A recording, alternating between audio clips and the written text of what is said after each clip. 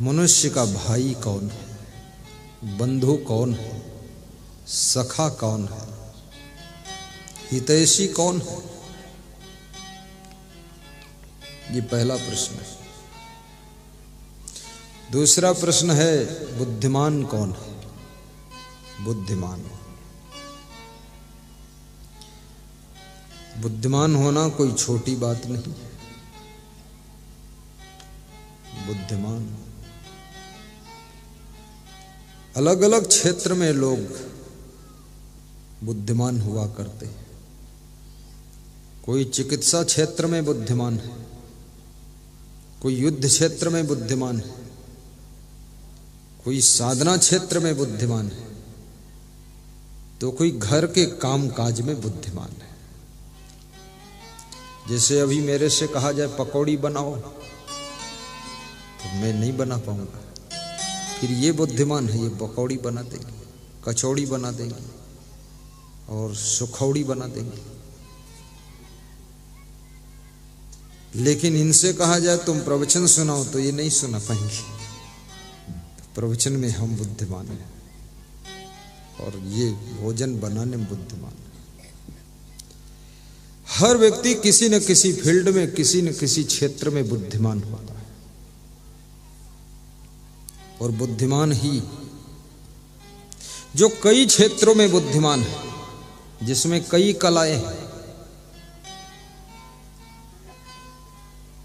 कुछ लोग ऐसे होते हैं जिनका कमांड बहुत बड़ा होता है, बहुत कार्य करना जानते हैं।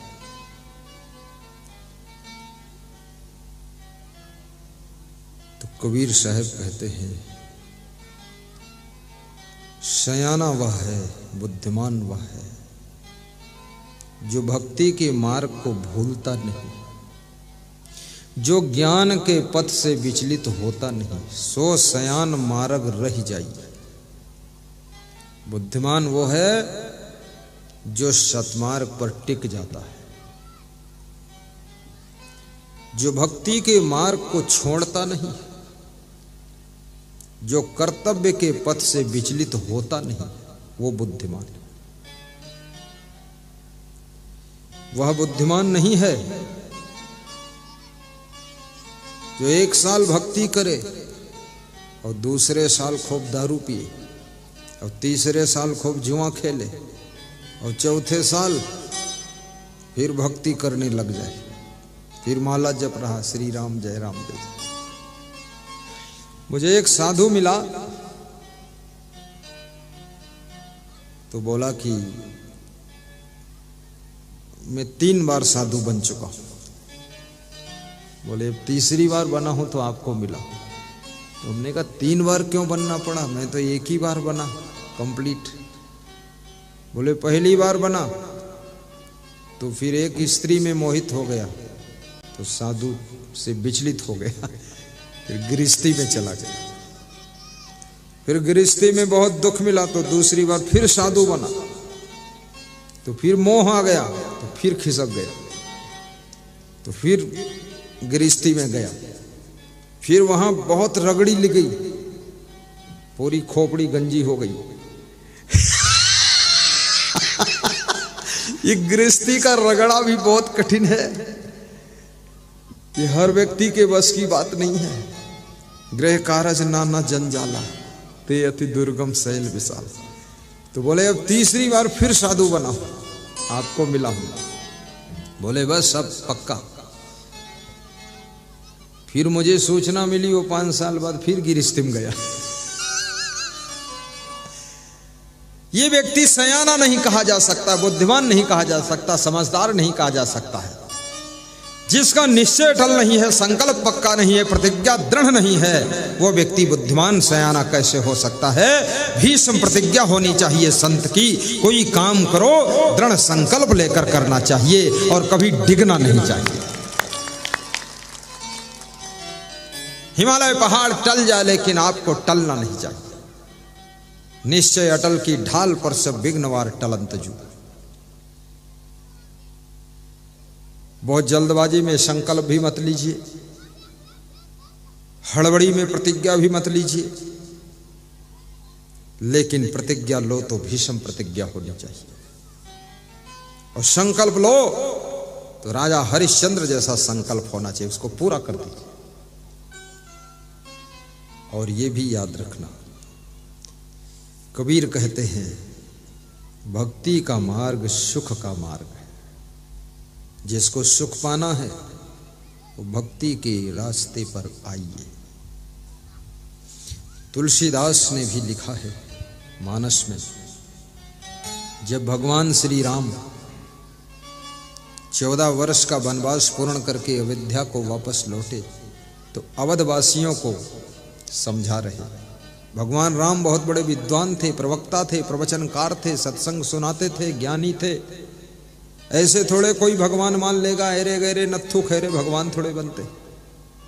अरे राम में 14 कला थी, कृष्ण में 16 कला थी, और शंकर जी के डमरू में 64 गुण थे। सोचिए तब ये भगवान बने। और आजकल के तो आदमी में 64 अवगुण भरे, ये भगवान क्या बनेगा? लोग राक्षस हो गए।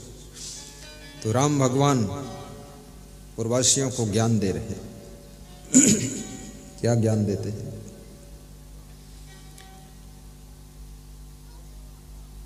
एक बार रघु नाथ बुलाए, गाइए।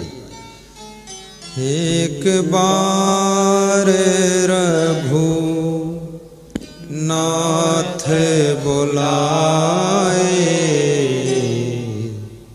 सुर गुरु दूजे पुरे बसिया। एक बार बुलाया, देवगण, गुरुजन और पूर्वासी और ब्राह्मण सभी आ गए। जब प्रेम से कोई बुलाता है ना तो जाने का मन हो जाता है। राम जी ने प्रेम भरा निमंत्रण भेजा है, सभी आइए। जैसे हमारे श्री उमराव सिंह तंवर साहब ने प्रेम भरा निमंत्रण सबको दिया है, आइए। और कल मुझे अवगत हुआ है कि 3 फरवरी को महाभंडारा होगा। 20,000 श्रोताओं के लिए, श्रद्धालुओं के लिए महाभंडारा का प्रबंध किया जाएगा। 20 से 30,000।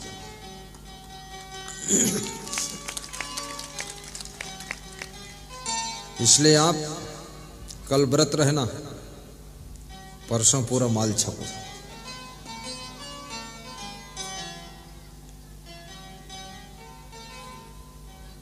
और भंडारा में जो प्रसाद मिलता है ना, महाप्रसाद होता है। अगर थोड़ा खाओ तो महाप्रसाद, और जितनी भूख है उतना खाओ तो प्रसाद, और भूख से भी ज्यादा खाओ तो फिर वो भोजन है, प्रसाद नहीं। फिर तो भोजन हो गया घर में जैसे खाते। तुम सोचते हो गुरुदेव इधर भी कंट्रोल करते हो, उधर भी बोलते हैं। गुरुदेव का तो काम है कंट्रोल भी करना है। तो राम क्या समझा रहे हैं पूर्ववासियों को भक्ति के बारे में? भक्ति स्वतंत्र सकल सुख खानी, बिनु सत्संग ना पावहि प्राणी। भक्ति स्वतंत्र सकल सुख खानी, बिनु सत्संग न पावहि